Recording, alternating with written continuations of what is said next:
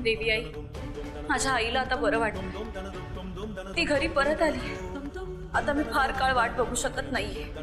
मी आत्ताच्या आता घरी जाणार आहे आणि जयंतचं सगळं सत्य माझ्या आईबाबांना सांगणार आहे. मला आता अजिबात सहन होत नाहीये. फक्त जसं मी हे सगळं तुझ्या समोर ठामपणे बोलू शकते, तसंच मला माझ्या आईबाबांसमोरही बोलता यावं. त्यासाठी मला हिंमत दे.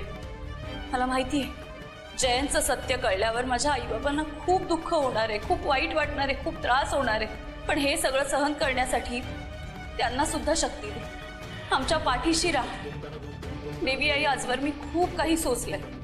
जयंतने आजवर जे काही गुन्हे केले आहेत, जी पापं केली आहेत, त्या प्रकारे मला छळलंय ना, त्यासाठी त्याला शिक्षा व्हायलाच हवी.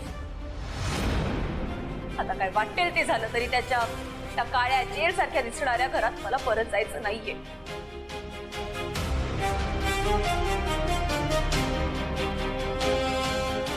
तथास्तु.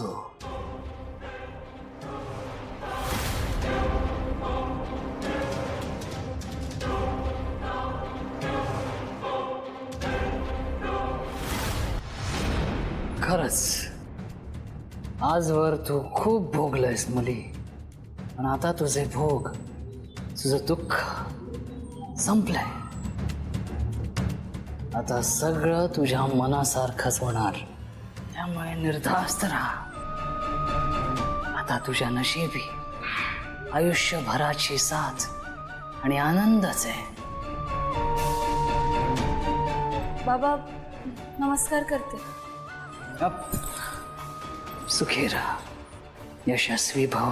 देवी आईने तुझी प्रार्थना ऐकली आहे आणि तुला तुझ्या प्रार्थनेचं फळ नक्की मिळणार.